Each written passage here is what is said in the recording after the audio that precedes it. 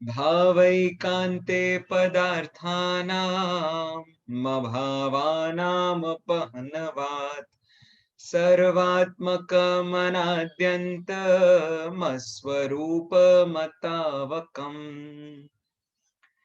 जैसा कि मैंने आपको प्रॉमिस किया था, आज की कक्षा में हम इन कारिकाओं के एक-एक शब्द को तोड़-तोड़ के पढ़ने वाले हैं। तो देखिए, सबसे पहला शब्द जो ऊपर से टूट रहा है, वो है भाव और एकांत। भाव एकांते। भाव एकांते अर्थात जो सिर्फ भाव को ही मानते हैं, ठीक है? जो सिर्फ भाव अर्थात पदार्थों के भाव अर्थात सद्भाव को ही मानते हैं, वो क्या करते हैं? अभावानाम। देखिए, यहां आपको साफ साफ दिख जाएगा, अभावानाम अपहनवात। अभावों का अपहनवात अर्थात उसको स्वीकारते नहीं है, ठीक है? अभावानाम, चार प्रकार के अभाव, प्राग भाव, प्रध्वंसा भाव, अन्योन्या भाव और अत्यंता भाव।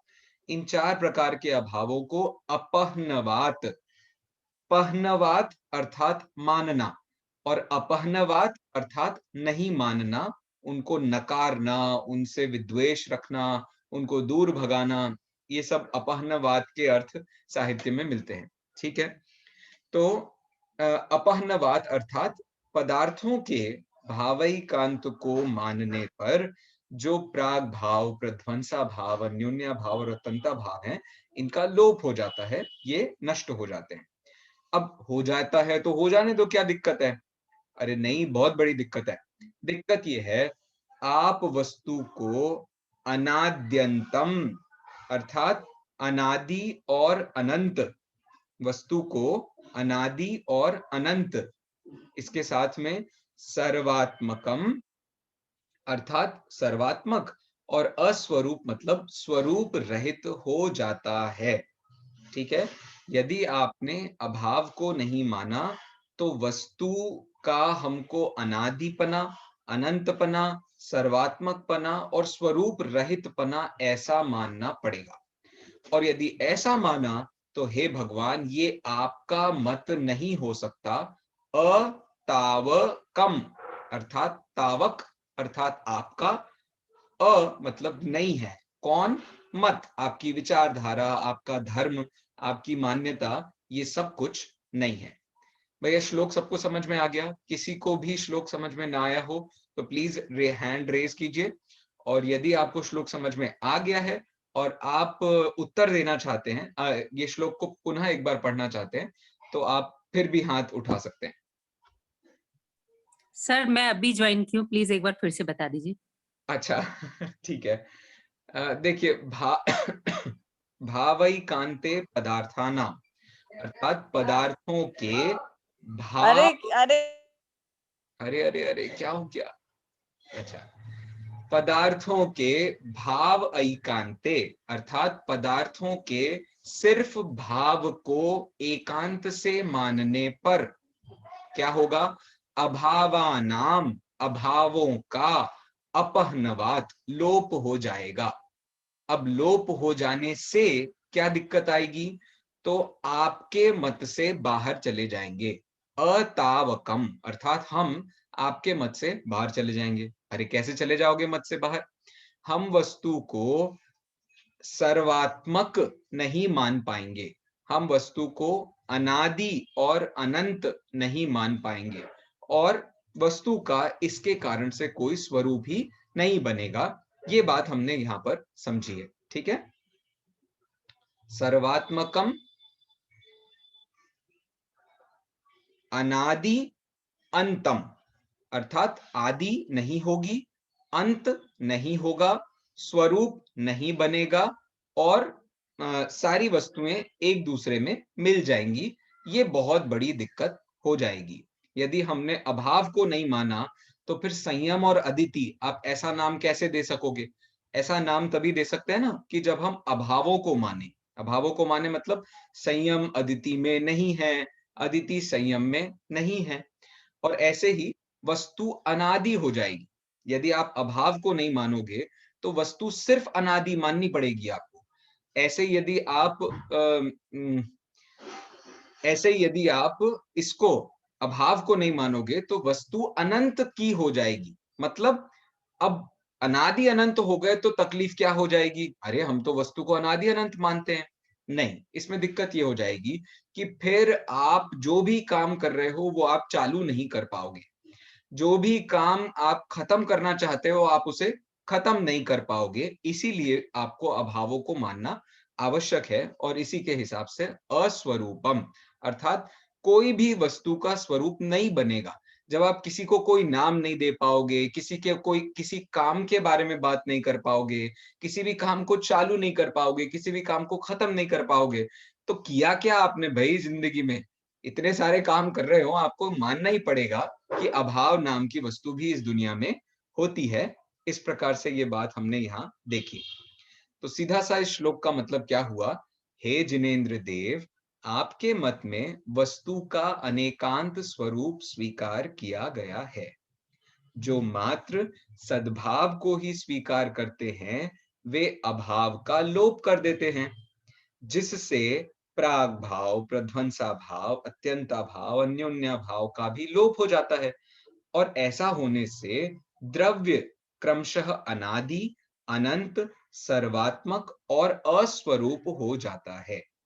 तो हमको इसमें दिक्कत नहीं है कि वस्तु अनादि हो जाए, वस्तु अनंत हो जाए, वस्तु का कोई वस्तु सर्वात्मक हो जाए। लेकिन आप ये सोच करके देखो, यदि आपने ऐसा कर दिया तो फिर आप किसी भी वस्तु का, किसी भी कार्य का प्रारंभ नहीं कर पाएंगे। आप किसी भी कार्य को अंत नहीं कर पाएंगे। आपकी दुनिया में आप किसी को भी कुछ भी कैसे भी उसका स्वरूप नहीं बना पाएंगे, वरना बहुत बड़ी दिक्कत हो जाएगी। एक प्रश्न मेरे पास आया था, उसके संबंध में भी मैं बात कर लेता हूं। देखिए, सद्भाव की दृष्टि से जब हम बात करते हैं तो सद्भाव की दृष्टि से ऐसा लगता है जैसे कि हम सामान्य गुणों की अपेक्षा से बात कर रहे हैं। सामान्य गुण बताइए, किससे पूछूं? एक मिनट। हाँ, अनीता जी बता रही है। अनीता जी आप अनम्यूट कर लीजिए। हाँ, अनीता जी मुझे इतना बताइए कि सामान्य गुणों के हिसाब से सब द्रव्य एक जैसे होते हैं या सब द्रव्य अलग अलग होते हैं? अलग अलग होते हैं। अरे सामान्य गुण के हिसाब से, सामान्य गुण सामान्य मतलब, गुण हाँ, सब द्रव्य एक हाँ, होते हैं, अस्तित्व वस्तु सामान्य गुण प्रमेय के हिसाब से सभी द्रव्य एक जैसे होते हैं। तो हमने किसको हाँ, स्वीकार किया? हमने भाव एकांत को स्वीकार किया। सभी द्रव्य एक जैसे हैं, हमने ऐसा मान लिया। लेकिन दिक्कत क्या हो जाएगी? यदि सिर्फ सामान्य गुण मानेंगे आप तो ये तकलीफ हो जाएगी कि आप किसी को भी जीव नहीं कह पाओगे, आप किसी को भी पुद्गल नहीं कह पाओगे, आप किसी को भी धर्म नहीं कह पाओगे, आप किसी को भी अधर्म नहीं कह पाओगे। भैया, जीव पुद्गल धर्म अधर्म की सीमा कौन बनाता है? तो उनकी सीमा बनाते हैं उनके विशेष गुण। विशेष तो विशेष गुणों में क्या क्या आता है? तो जीव के जैसे ज्ञान, दर्शन, सुख होते हैं। जीवत्व, जैसे पुद्गल के, हाँ बोलिए ना। स्पर्श रस गंध वर्ण। हाँ, बहुत बढ़िया। पुद्गल के स्पर्श, रस, गंध, वर्ण होते हैं और बाकी द्रव्यों के अपने अपने होते हैं। तो इसका मतलब यदि आप सिर्फ सामान्य गुणों के आधार पर वस्तु को देखेंगे तो आप सिर्फ सद्भाव को मान रहे हैं, अभाव को नहीं मान रहे। और जब आप अभाव को मानोगे तो आप सिर्फ विशेष गुणों को ही स्वीकार कर रहे हो, सामान्य गुणों को स्वीकार नहीं कर रहे हो। ऐसी परिस्थिति में हमारे यहाँ वस्तु में सामान्य गुण भी स्वीकार किए गए हैं और विशेष गुण भी स्वीकार किए गए हैं। इसलिए वस्तु सद्भाव रूप भी होती है और अभाव रूप भी होती है। सबको बात समझ में आई कि नहीं आई? मैं फिर से किसी से पूछ लेता हूँ। हाँ बोलिए। सद्भाव का अर्थ क्या लेंगे? सद्भाव का मतलब होता है एग्जिस्टिंग और अभाव का मतलब होता है नॉन एग्जिस्टिंग। कौन? श्रद्धा जी बोल रही थी क्या? जी। स्वाति जी आप दिख नहीं रही हैं मुझे।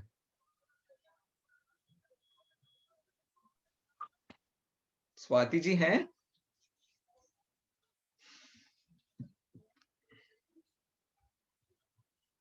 स्वाति जी,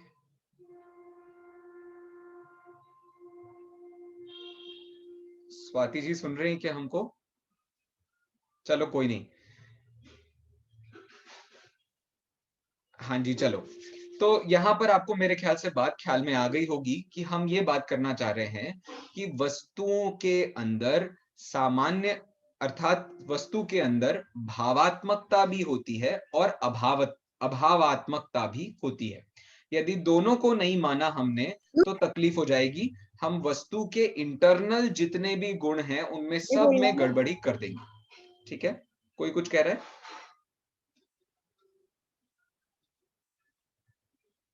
चलिए कोई नहीं कह रहा है। अब इससे हमको क्या बात समझ में आई, अब हम चलते हैं अपने दूसरे नंबर के छंद पर। ठीक है, 10वें नंबर। हेलो, बोलिए। हाँ जी भैया, सर्वात्मक का मतलब समझ में नहीं आया।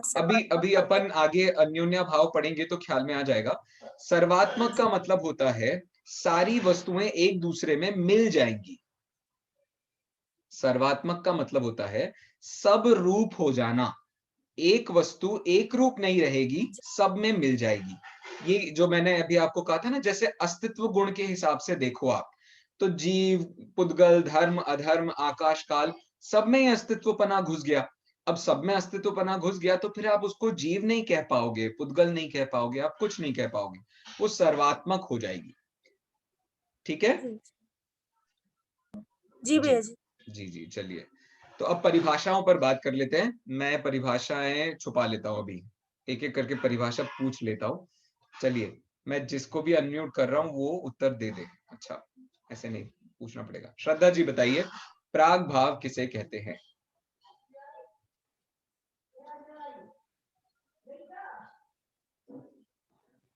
श्रद्धा जी बोलिए। जी भैया, वर्तमान जी जय जिनेन्द्र भैया।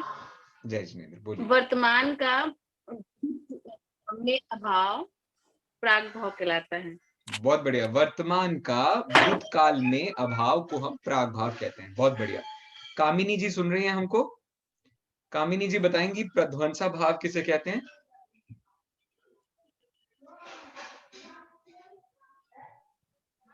हेलो अंजू, हाँ हाँ जी बोलिए कामिनी जी। दो द्रव्य का हाँ नहीं समझ आ रहा मुझे। अच्छा कोई नहीं। प्रध्वंसा भाव कहते हैं द्रव्य की वर्तमान पर्याय का उसकी भविष्य काल की पर्यायों में अभाव। द्रव्य की वर्तमान पर्याय का उसकी भविष्य काल की पर्यायों में अभाव, इसे कहते हैं प्रध्वंसा भाव। ठीक है, चलो किंजल जी, किंजल जी बताएंगी मुझे अन्योन्या भाव किसे कहते हैं? जय जिनेन्द्र भैया जी। जय जिनेन्द्र, जय जिनेन्द्र। बताइए। एक पुद्गल द्रव्य की वर्तमान पर्याय का दूसरे पुद्गल द्रव्य की वर्तमान पर्याय में जो अभाव है वो अन्योन्या भाव है। वाह वाह, उसे बिल्कुल। अन्योन्या भाव कहते हैं। आज तो मैं बिल्कुल खुश हो गया हूँ, जबरदस्त, बहुत बढ़िया, thank you very much. Shailu ji, Shailu ji बताएंगे मुझे अत्यंता भाव किसे कहते हैं? हो सकता है शायद उन्होंने न सुना हो, तो कोई बात नहीं है। चलिए उन्नति जी, हाँ उन्नति जी बताइए। उन्नति जी, यहाँ पर एक द्रव्य का दूसरे द्रव्य में अभाव। बहुत बढ़िया। एक द्रव्य का त्रिकाल दूसरे द्रव्य में अभाव, उसको कहते हैं अत्यंता भाव। तो है बहुत सरल ये तो, मतलब अभाव से ज्यादा सरल इस दुनिया में कुछ नहीं होगा। चलिए आगे बढ़ता हूं मैं, अगले श्लोक को आपको एक बार एक्सप्लेन कर देता हूं। कार्य द्रव्यमनादि स्यात् प्राग भावस्य निह्नवे प्रध्वंसस्य च धर्मस्य प्राच्यवेनन्ततां व्रजेत्। चलिए, अब कार्य द्रव्य अनादि स्यात्, श्लोक का अर्थ देख लेते हैं। कार्य द्रव्यम अर्थात कार्य रूप द्रव्य प्राग अभावस्य, प्राग अभाव का, प्राग अभाव रूपी धर्म का, धर्मस्य निह्नवे लोप करने पर अनादि स्यात् कार्य द्रव्य अनादि हो जाता है। ठीक है, प्राग भाव का लोप किया आपने तो द्रव्य अनादि हो जाएगा। अनादि हो जाएगा का मतलब क्या हुआ, आपका कोई स्वरूप नहीं बन पाएगा। अनादि हो जाएगा तो जैसे हो वैसे आप अनादि काल से थे ऐसा कहना पड़ेगा। लेकिन क्या ऐसा होता है? क्या वास्तव में हम ऐसा मानेंगे? नहीं, ऐसा नहीं होता है। सब बड़े होते हैं, धीरे धीरे ग्रो करते हैं, सबकी प्रॉब्लम्स होती हैं, वो धीरे धीरे सॉल्व होती हैं, कुछ नई आ जाती हैं। इस हिसाब से प्राग भाव का हमको लोप नहीं मानना चाहिए। अब जो प्राग भाव का लोप करता है उसके हिसाब से जो आज की सिचुएशन है वो अनादि काल से ऐसी की ऐसी थी ऐसा मानना पड़ेगा, जो कि ठीक नहीं है।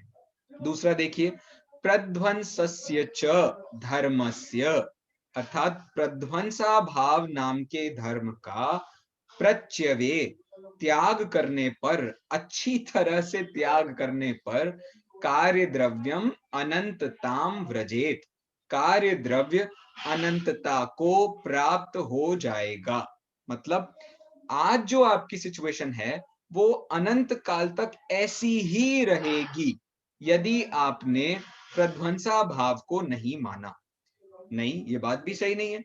आज हम जैसे हैं तो आज के एडवांटेजेस के साथ आज के डिसएडवांटेजेस के साथ भी तो जी रहे हैं। इस दृष्टि से वो सारे एडवांटेजेस डिसएडवांटेजेस अनंत काल तक रहेंगे। हमें ऐसा बिल्कुल भी नहीं चाहिए और ऐसा कभी भी किसी के साथ नहीं होता। इस दृष्टि से प्राग भाव और प्रध्वंसा भाव को भी मानना आवश्यक है। ठीक है, चलिए, तो इससे हमको ये बात समझ में आई कि हे जिनेंद्र भगवान, मात्र सद्भाव को ही मानने वाले एकांतवादियों ने यदि प्राग भाव को नहीं माना तो वस्तु मात्र अनादि की सिद्ध हो जाएगी, और यदि उन्होंने प्रध्वंसा भाव को नहीं माना तो वस्तु मात्र अनंतता को प्राप्त हो जाएगी, मात्र अनंत ही सिद्ध होगी। ठीक है, चलिए, अपने कोर्स का ये लास्ट श्लोक है आप मीमांसा का, एक बार पढ़ लेते हैं। अच्छा सॉरी, मैंने पहले कहा था कि आप उच्चारण करना चाहें तो आप उच्चारण कर सकते हैं। लीजिए, 9वें नंबर का श्लोक मैंने रखा है, जो भी उच्चारण करना चाहता है वो प्लीज हैंड रेज कर दे। हाँ जी, किंजल जी बोलिए।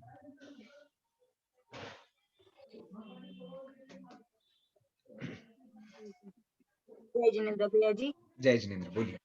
दिख नहीं रहा। हाँ, भावैकान्ते पदार्थानाम् अभावानाम् अपन्नवात् बहुत बढ़िया। सर्वात्मकमनाद्यन्त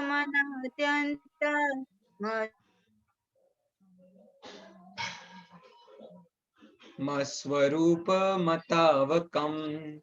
कुछ नेटवर्क का प्रॉब्लम हुआ होगा। चलिए, बहुत सुंदर श्लोक आपने पढ़ा है। आशा करता हूं आप सब भी बिल्कुल ऐसे ही श्लोक पढ़ेंगे। नेक्स्ट श्लोक दिखाता हूं जो अपन ऑलरेडी पढ़ चुके हैं। इसको कोई उच्चारण करना चाहता है?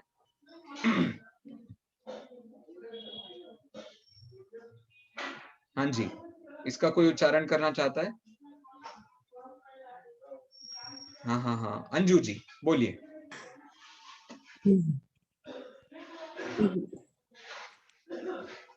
सर वो 1 मिनट आ सर, जाएगा, कुछ स्क्रीन आगे दिख नहीं रहा है। आ जाएगा, अभी 1 आ मिनट जाएगा। कुछ नेटवर्क का हो जाता है कभी कभी। अभी दिख रहा है?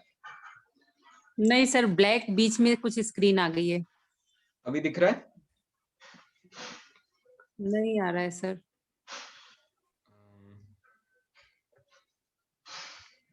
अभी नहीं आ रहा है सर। किसी को भी नहीं दिख रहा है क्या स्क्रीन? किसी को भी नहीं दिख रही है या सिर्फ अंजू जी को नहीं दिख रही है? स्क्रीन तो दिख रही है भैया जी, स्क्रीन दिख रही है? बीच में ब्लैक हाँ, वो एक ब्लैक वो बीच में आगे उससे स्लोप नहीं दिख रहा है पूरा। अच्छा अच्छा, स्क्रीन तो इस दिख वाले रही पे है। देखिए, इसमें आ रहा है ऊपर श्लोक पूरा। थोड़ा सा नीचे गिरिए, हाँ हाँ ऊपर एक बढ़िया। पट्टी आ सर, रही है। थोड़ा सा साइड वाली, थोड़ा साइड में छुप रहा है भैया। अरे यार, ये तो बड़ा गड़बड़।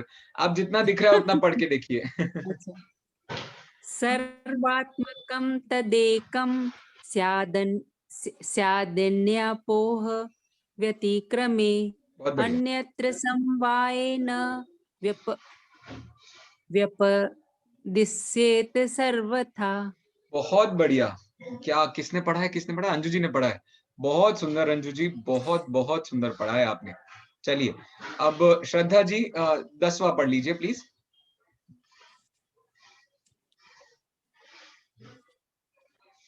जी। कार्यद्वति स्यात् प्रागभावस्य निह्नवे प्रध्वंसस्य च धर्मस्य प्रत्येव अनन्तना व्रजेत्। नहीं, प्रच्यवेनन्ततां व्रजेत। प्रत्येव अनंतना नहीं अनंत। भैया इसमें एक तो कम। नहीं नहीं नहीं, एक्चुअली नहीं। जो आपने पहले जो प्रच्यवे, भेजा बोलिए था ना, प्रच्यवे, प्रच्यवे प्रत्यवे नन्ततां अनंतताम ब्रजे। व्रजेत। प्रत्यवे अनंतताम ब्रजे।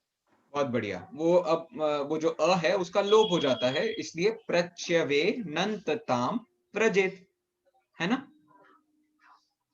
चलिए, बहुत सुंदर, बहुत सुंदर। आप लोग बहुत ही शार्प हो यार, बहुत ही बढ़िया चल रहा है अपना ये।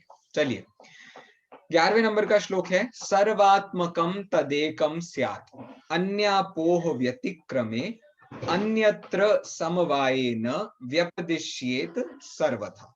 देखिए सरल है ये भी। अन्यापोह व्यतिक्रमे, अन्यापोह ये दूसरा नाम है अन्योन्याभाव का। अन्योन्याभाव के 3 नाम शायद मैंने कक्षा में एक बार बताए थे। अन्योन्याभाव को अन्यापोह भी कहते हैं और अन्योन्याभाव को इतरेतरा भाव भी कहते हैं।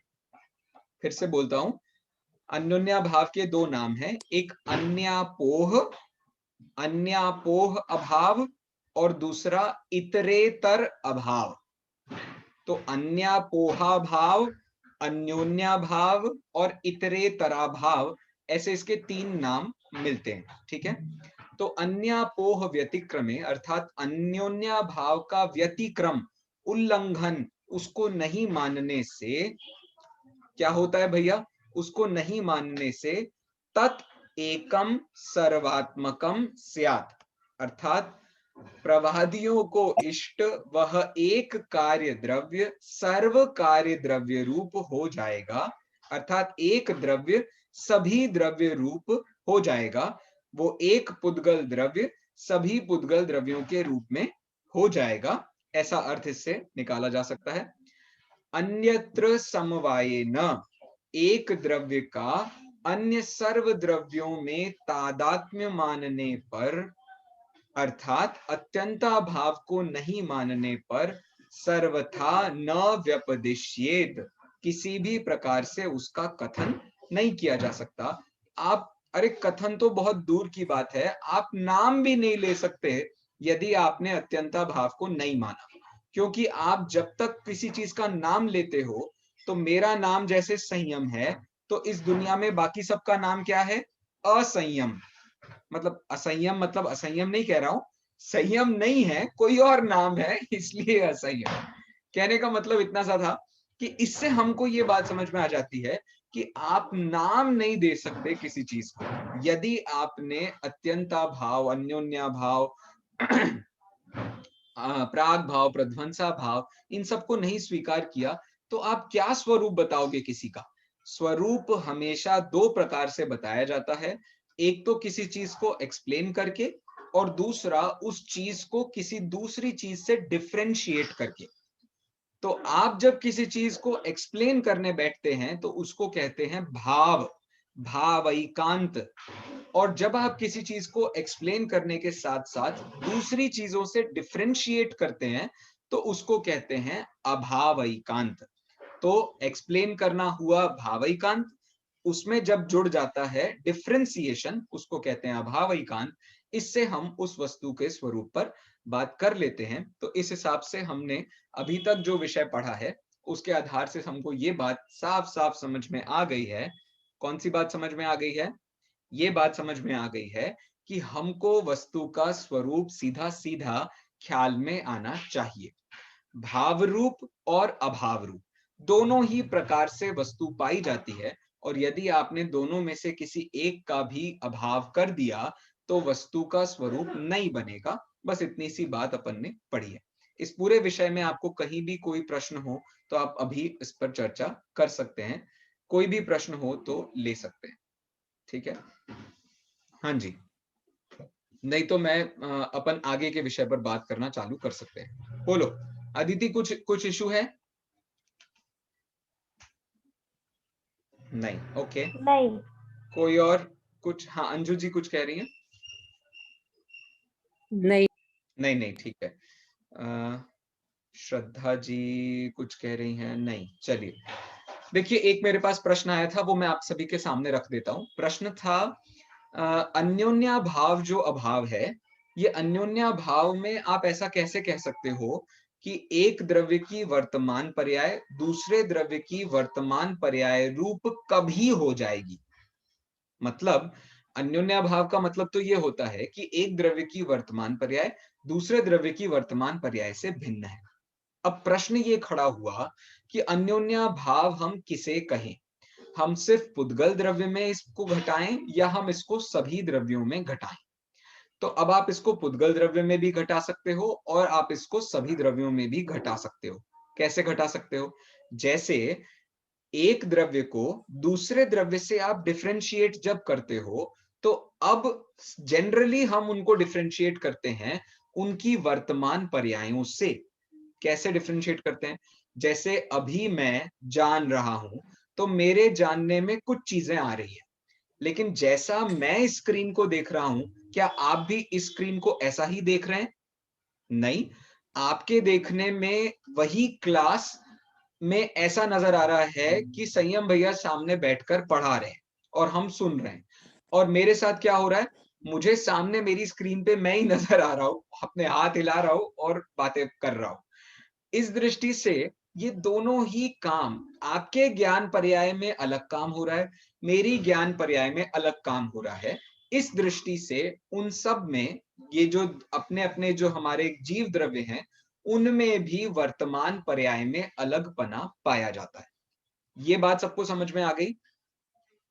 किंजल जी, ये वाली बात समझ में आई जो अभी अभी मैंने बताई आपको? दो जीव द्रव्यों की वर्तमान पर्यायों में भिन्नता।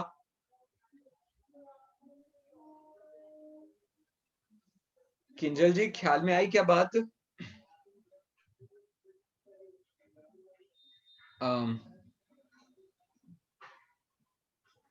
ये बात ख्याल में आई क्या सबको? भैया अनीता जी, ख्याल में आई ये वाली बात? कि आपका बीच में आवाज चली गई थी। अच्छा, सॉरी हाँ, सॉरी, आवाज बीच में ब्रेक होने मैं फिर लगी से थी। बोलता हूँ, मैं फिर से बोलता हूँ। चलिए, मेरे कहने का मतलब यह है कि मेरी अभी की वर्तमान ज्ञान पर्याय में कुछ गेय ख्याल में आ रहे हैं, आपकी भी अभी की ज्ञान पर्याय में कुछ गेय ख्याल में आ रहे हैं। आपकी ज्ञान पर्याय के गेय मेरी ज्ञान पर्याय के गेयों से अलग अलग है। इस दृष्टि से इन दोनों में भी अन्योन्याभाव होना चाहिए। ये वाली बात मैं आपके सामने कहना चाह रहा था। ये बात आपको ख्याल में आ गई? ये बात ख्याल में आ गई। अब दूसरी बात कहता हूं। दिक्कत यह है कि एक जीव द्रव्य की वर्तमान पर्याय दूसरे जीव द्रव्य की वर्तमान पर्याय के साथ कभी भी मैच नहीं कर सकती है। मतलब आज तो मैच कर ही नहीं सकती है, अनंत काल बाद भी मैच नहीं कर सकती है। लेकिन पुद्गल द्रव्यों में वर्गणाएं होती हैं। पुद्गल द्रव्यों में वर्गणाएं होती हैं। 23 प्रकार की वर्गणाएं मानी गई हैं। 24 तो वर्गणाओं के अलग अलग भेद हैं, और 23वें नंबर की जो वर्गणा है वो महास्कंध को कहते हैं। अब पुद्गल द्रव्य में ये जो अलग अलग वर्गणाएं बताई गई हैं, 22 है सर। सर वर्गणा 22 है। नहीं, वर्गणा 23 है। कषाय, पाहुड़, तिल्लोय, परिणति, अनेक प्रकार से मैं बात कर सकता हूं। 22 वर्गणाएं डिफरेंशिएबल हैं, मतलब अलग अलग नाम सबके दिए जा सकते हैं, और इन सब को मिलाकर के एक वर्गणा बनती है जिसको कहते हैं महास्कंध या महावर्गणा। ठीक है ममता जी?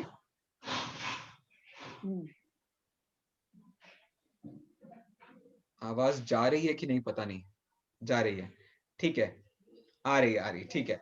तो इस दृष्टि से 22 या 23 जो भी है उसको वर्गणाओं में गिना जाता है। अपन क्या बात कर रहा हूं, एक वर्गणा के अंदर होने वाले जितने भी वर्ग हैं, जितने परमाणु हैं, वो सब एक दूसरे में चेंज हो जाते हैं। एक दूसरे में चेंज हो जाते हैं का मतलब क्या होता है, वो अपना अस्तित्व नहीं खोते हैं, उनका अपना स्पर्श रस गंध वर्ण खत्म नहीं होता है, लेकिन वो जब दूसरे द्रव्य के साथ संयोग को प्राप्त होते हैं तो उनमें चेंजेस होते हैं। कैसे चेंजेस होते हैं, अभी आपको जो किताब रूप में नजर आ रही है, अभी आपको जो किताब रूप में नजर आ रही है, वो थोड़े समय बाद यदि जल जाएगी तो वो किस रूप में नजर आएगी, वो आपको खार के रूप, वो आपको समझ लीजिए राख के रूप में दिखने लगेगी। उस राख को प्रोसेस करके आप थोड़ी देर में प्लांट जो आपने खाद बनाई थी, जो आपने पेड़ों खेती करते हुए आपने उसकी खाद बना ली, खाद में डाल दी, तो धीरे धीरे करके उसी में से मिठास आने लगती है। वो ही मिठास धीरे धीरे करके आपके फलों में पहुंच जाती है, फलों से चेंज होकर के वो कहीं और निकल आती है। अब बताओ, इसे खाओगे तो आपको कैसा स्वाद आएगा, लेकिन उस मीठे मीठे फल को खाओगे तो आपको कैसा स्वाद आएगा, दोनों के स्वाद में डिफरेंस होगा कि नहीं होगा।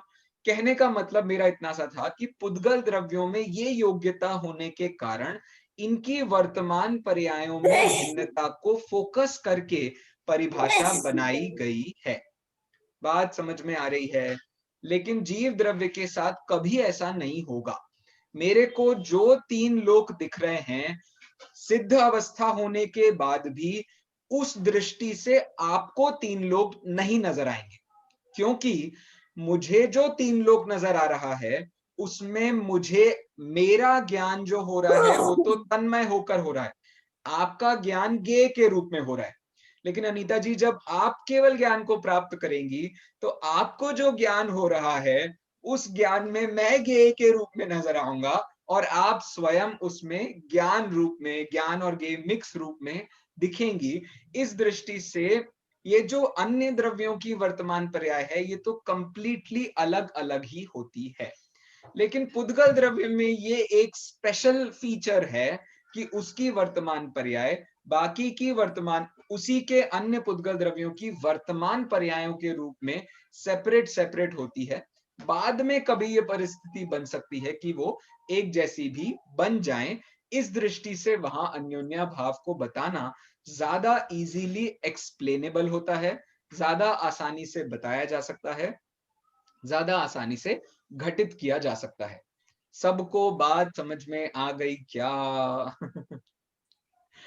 थोड़ा सा ये ट्रिकी है, लेकिन कोशिश करूंगा इसको सरलता से समझा सकूं। तो अब आपसे इतना सा निवेदन है कि जब भी आप अन्योन्या भाव के विषय के संबंध में अटक जाओ, क्लास की कोई बात आपको समझ में न आए, तो आज की क्लास की रिकॉर्डिंग सेव करके रख लेना, मैं आपको लिंक भेज दूंगा, तो आप उसको, ये समझ लीजिए अपनी क्लास अभी 1 घंटे आधा घंटे और 6 मिनट मतलब 36 मिनट्स की हो गई है। इसके पहले 6 मिनट का आप सुन लेना, मतलब आधे घंटे के बाद का सुन लेना, तो आपको ये बात ख्याल में आ जाएगी कि हम अन्योन्या भाव के संबंध में ऐसी बात क्यों करते हैं। बोलिए अनीता जी। अभी जैसे यहाँ पे आपने बोला, वो तो प्रकरण समझ में आ गया जी कि एक जीव की वर्तमान पर्याय दूसरे जीव की वर्तमान पर्याय से भिन्न है, ठीक है ना, और वो कभी भी एक हो ही नहीं सकती। राइट।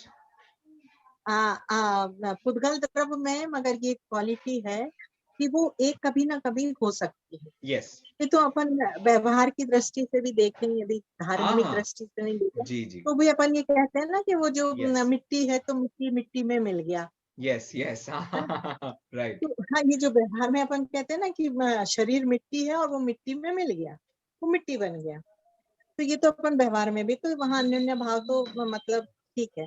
अब अपन यहाँ पे कौन सा भाव लगाएंगे कि एक जीव द्रव्य की दूसरे जीव द्रव्य की पर्याय एक नहीं हो सकती।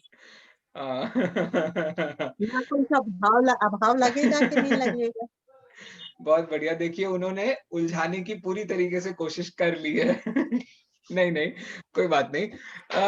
पॉइंट ये है, अब उनका प्रश्न ये है कि जब हम एक पुद्गल द्रव्य की वर्तमान पर्याय को दूसरे पुद्गल द्रव्य की वर्तमान पर्याय के अभाव में अन्योन्याभाव कहेंगे, तो प्रश्न ये खड़ा होता है कि बाकी के द्रव्यों की वर्तमान पर्यायों में जब हम अभाव की बात करेंगे तो वो किस प्रकार का अभाव होगा।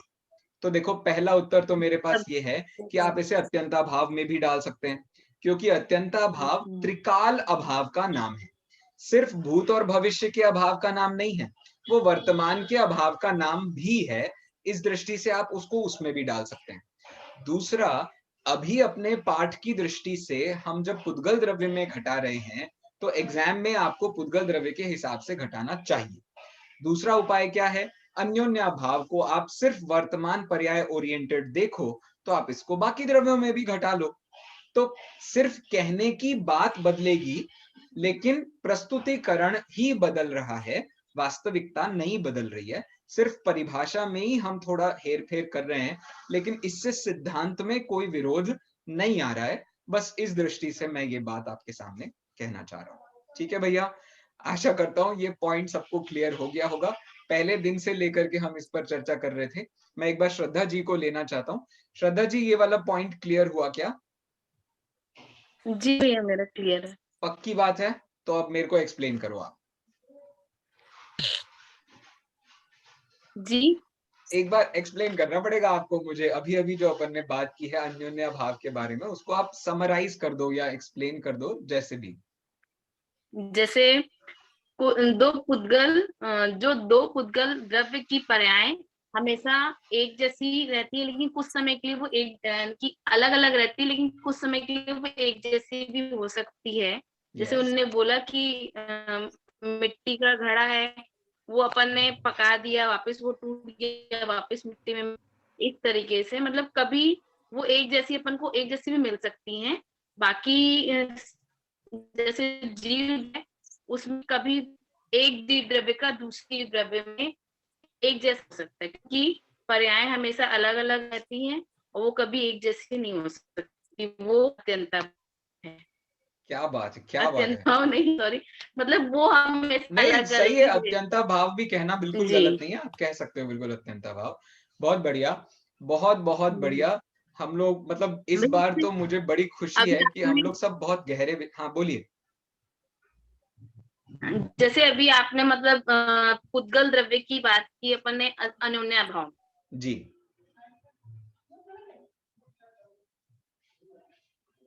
आवाज चली गई। मतलब एक द्रव्य का दूसरे द्रव्य हाँ में अभाव, मतलब सब द्रव्य आ सकते हैं उसमें, मतलब अपन सब द्रव्यों में लगा।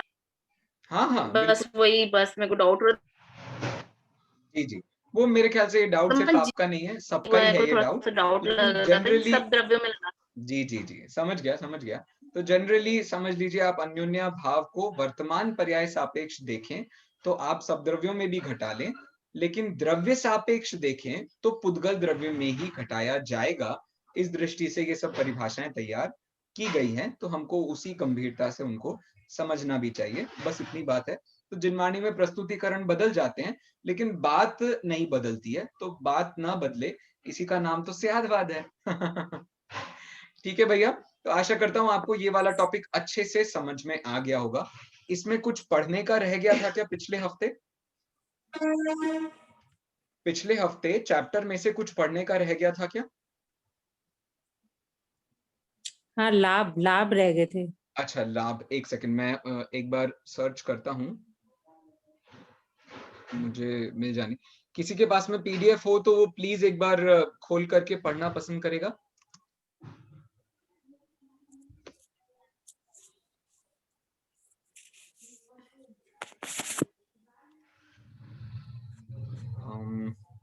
एक सेकंड, मैं ढूंढता हूँ पीडीएफ।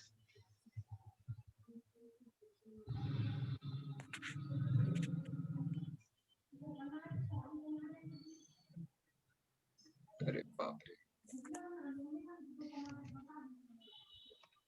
भैया, मेरे पास तो नहीं मिल रही है। मैं हाँ, पढ़े पुस्तक, भैया जी। हाँ जी पढ़िए ना प्लीज। अच्छा, पढ़िए। कहाँ से लेना था? ये लाभ वाला टॉपिक अन्योन्याभाव, बिल्कुल लास्ट।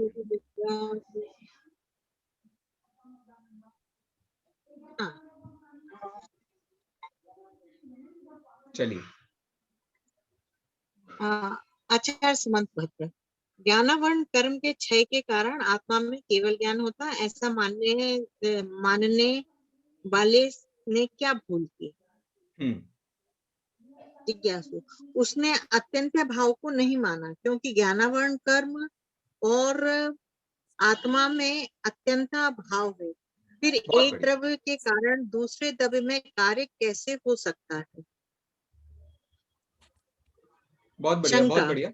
यहाँ पर इतनी सी शंका, बात एक्सप्लेन की है कि एक द्रव्य की जो मतलब दो कर्म और आत्मा, कर्मों के कारण हम संसार में भटक रहे हैं, ऐसा मानने वाले ने क्या माना?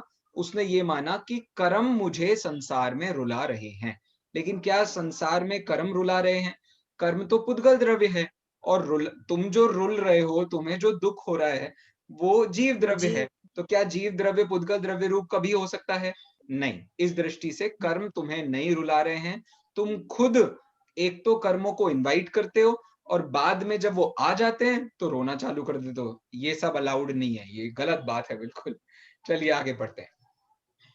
शास्त्र में ऐसा क्यों लिखा है कि ज्ञानावरण कर्म के क्षय से केवल ज्ञान की प्राप्ति होती है? बहुत बढ़िया। तो आचार्य उत्तर देते हैं, शास्त्र में ऐसा निमित्त का ज्ञान कराने के लिए अद्भुत व्यवहार नय से कहा जाता है, असद्भुत, किंतु वस्तुतः असद्भुत व्यवहार निश्चय नय से, हाँ यहाँ इसमें अद्भुत लिखा है, असद्भुत। ओके। हाँ हाँ असद्भुत व्यवहार नय से कहा जाता है, जी। किंतु वस्तुतः निश्चय नय से विचार किया जाए तो एक द्रव्य दूसरे द्रव्य के कार्य का कर्ता हो ही नहीं सकता। इस तरह हम देखते हैं कि वस्तु स्वरूप तो अनेकांत आत्मक है, अकेला भाव ही वस्तु का स्वभाव नहीं है, अभाव भी वस्तु का धर्म है, उसे माने बिना वस्तु की व्यवस्था नहीं बनती है। अर्थात चारों अभावों का स्वरूप अच्छी तरह समझकर मोह राग द्वेषादि विकार का अभाव करने के प्रति सावधान होना चाहिए। यहाँ पाठ खत्म हो जाता है। चलिए, अनीता जी ने बहुत हमारी मदद की है इस पूरे विषय को उपसंहार करने के लिए। सीधी सी बात है, वस्तु का स्वातंत्र हमको समझ में आता है जब हम अभाव को पढ़ते हैं। वस्तु की कितनी बड़ी स्वतंत्रता है, उसकी अपनी पूरी एक दुनिया है, उस दुनिया में कोई और प्रवेश नहीं करता है। इस दृष्टि से हमने एक द्रव्य की स्वतंत्रता पर, देखो अभी तो नहीं, अभी तो वो अपना रिपब्लिक डे गया है, इंडिपेंडेंस डे अभी आने का है, लेकिन फिर भी अपन लोगों ने आज सेलिब्रेट कर लिया है। कौन सा डे सेलिब्रेट किया है अदिति आज अपन लोगों ने? Independence day. Yes, independence day celebrate किया है हमने। कैसे? वस्तु स्वतंत्र होती है, कोई और उसमें कोई हस्तक्षेप नहीं कर सकता है। ये हस्तक्षेप मिट जाना, इस हस्तक्षेप को पहले यहां से मिटाना पड़ता है, फिर धीरे धीरे करके जीवन से वो मिटना चालू हो जाता है, और फिर उसके बाद सिद्ध अवस्था में पहुंचने पर उसका सारा संबंध ही विनष्ट हो जाता है। इस प्रकार से ये पूरी वस्तु व्यवस्था है। हमने आज तक इस व्यवस्था को नहीं माना है, इसीलिए संसार में भटक रहे हैं, दुखी हो रहे हैं, मजा आ रहा है, ये सारे काम हो रहे हैं। और जैसे ही हमें ये स्वरूप समझ में आ जाता है तो संसार में मजा दिखना बंद हो जाता है, संसार के दुख के प्रति भी उदासीन भाव आ जाता है, और जीव अपनी आत्मा में जाने का प्रयास करता है। इस प्रकार से जिनवाणी हमको आत्मा की अनुभूति में मदद करती है। अब वही जिनवाणी उसके साथ राग कर बैठे और उस जिनवाणी को ही आत्मा मान लिया, तब तो फिर आत्मा की अनुभूति कभी नहीं होने वाली है। तो ऐसा प्रवचन सार में कहते हैं, आगम की अनुभूति से आत्मा की अनुभूति होती है, लेकिन आत्मा की अनुभूति करने के लिए आगम की अनुभूति को छोड़ना पड़ेगा, तब जाके आत्मा की अनुभूति होगी। तो वहां कहने का मतलब यही है, इसी को तो अनेकांत कहते हैं कि एक लोअर लेवल पर उसकी आवश्यकता है, लेकिन जैसे ही आप उसकी आवश्यकता से ऊपर जा रहे हैं तो वही वस्तु आपकी अनावश्यक हो जाती है। तो जो जो साधन है तेई तेई, जे साधक हैं तेई तेई बाधक हैं, ऐसा भी जिनवाणी में कहा है। आज हमको देखिए, आज यदि अभाव का विषय मैं पढ़ा रहा हूं तो मैं कितना इंपॉर्टेंट हूं ये आपको समझ में आ गया।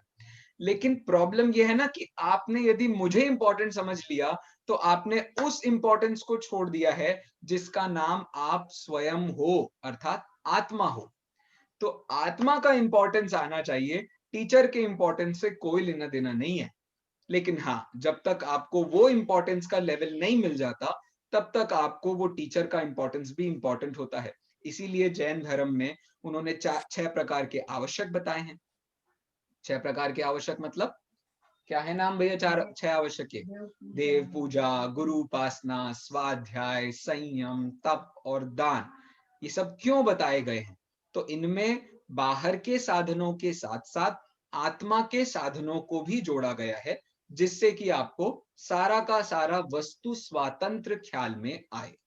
तो वस्तु पूरी तरीके से स्वतंत्र होती है, दिक्कत बस इतनी होती है कि हमें उसकी स्वतंत्रता का ज्ञान है कि नहीं है।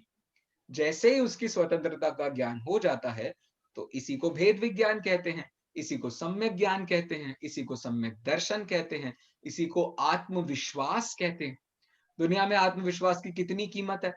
एक मोटिवेशनल स्पीकर आपको ये नहीं सिखा करके घर जाता है कि आपको किसी और के पीठ पीछे किसी और का सहारा लेकर के अपना काम करवाना चाहिए। वो आपको ये सिखाता है जीवन में आपको आत्मविश्वास होना बहुत जरूरी है। और आत्मविश्वास का दूसरा नाम तो सम्यक दर्शन है। और सम्यक दर्शन देव शास्त्र गुरु के श्रद्धान के बिना नहीं होता, 7 तत्वों के श्रद्धान के बिना नहीं होता। ऐसे ही भाव और अभाव के सच्चे श्रद्धान के बिना सम्यक दर्शन नहीं होता है। ये बात अभी हमने इस पाठ के माध्यम से पढ़ी है। आशा करता हूं आपको ये बात अच्छे से ख्याल में आई होगी। कल हम एक नए विषय के साथ मिलेंगे जिस विषय का नाम है 5 भाव। ध्यान से आपको मौका मिले तो एक बार तत्वार्थ सूत्र के अध्याय नंबर 2 के आगे के 7 सूत्र पढ़ लीजिएगा। यदि आप पढ़ लेंगे तो अपनी अगली क्लास में अपन जो जो बात करेंगे वो आपको इजीली जल्दी से ख्याल में आ जाएगा। तो इतना सा निवेदन है, 5 भाव अपन कल पढ़ेंगे। तो प्लीज एक बार तत्वार्थ सूत्र के दूसरे अध्याय के पहले 7 सूत्रों को एक बार पढ़ लें। उसका उच्चारण भी अपन सीखेंगे और उसके बाद में उसमें क्या मुख्य बात बताई गई है वो भी हम समझने की कोशिश करेंगे। तो मिलते हैं कल इसी समय, इसके 1 घंटे पहले, मतलब 3:30 बजे। जय जिनेंद्र। जय जिनेंद्र। जय जय जिनेंद्र। जय जिनेंद्र। जय भैया जी, जिनेंद्र। हाँ जय जी। जिनेंद्र। ये जो इंटरमीडिएट 2 का जो पूरा सिलेबस है हाँ। वो मैंने उसमें ग्रुप पर चाहिए भेजा था ग्रुप, ना, मैं आपको फिर से भेज देता हूँ। प्लीज फिर से भेजता हूँ, ठीक है। जय जिनेंद्र। प्लीज। जय जय जिनेंद्र। जय जिनेंद्र।